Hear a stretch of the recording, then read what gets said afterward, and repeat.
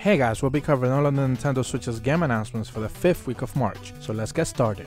Our first game announcement is P-Cube's new kart racer All-Star Fruit Racing, which after several rating classifications in both Brazil and the UK, is now confirmed to be releasing on the hybrid console this July. Aftercharge is coming to the Switch this summer. Similar to games like Rocket League, this 3v3 asymmetrical competitive shooter brawler will be featuring crossplay with Xbox One and PC users. Warner Bros. Lego The Incredibles is coming to the Switch July 15th. Players can explore action-packed story levels in the hub world, and they can use unique super abilities to bring the city's villains to justice. MotoGP, which is releasing June 7th, is built on the Unreal Engine, and this motor racing sim will include all the content from the 2018 MotoGP season, featuring 19 tracks and official riders from the MotoGP 1 through 3 series and Red Bull rookies. Announced at the Anime Japan 18 event, Juno, A Girl Who Chants Love at the Bound of This World, is a well-received visual novel that will get a remake with refreshed graphics and more story routes. The First Tree is coming to the Switch this winter. This is a third-person exploration game with two interconnected stories between a fox looking for her cubs and a son reconnecting with his strange father from Alaska. I Hate Running Backwards is a top-down shooter with procedurally generated levels that support co-op multiplayer and is coming to the eShop this summer.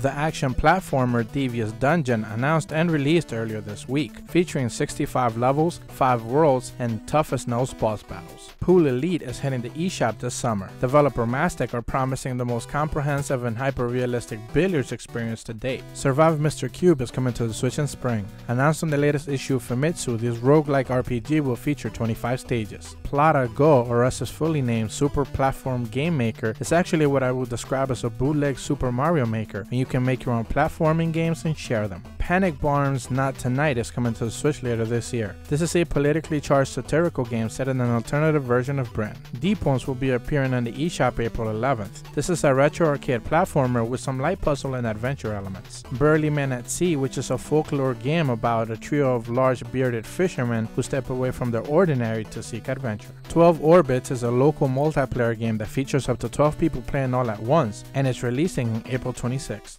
Not to be confused with the mobile game of the same name, Dragon Blaze is the last game announcement we'll be covering this week, and it's an arcade classic shmup that will be hitting the eShop in April 5th. And that's all the game announcements we'll be covering this week. A pretty low-key lineup, and we're hoping next week kind of pick things up. So with all that said, as per always, thank you guys so much for watching. I truly appreciate the support. Be sure to leave a like and subscribe if you haven't done so already. See ya!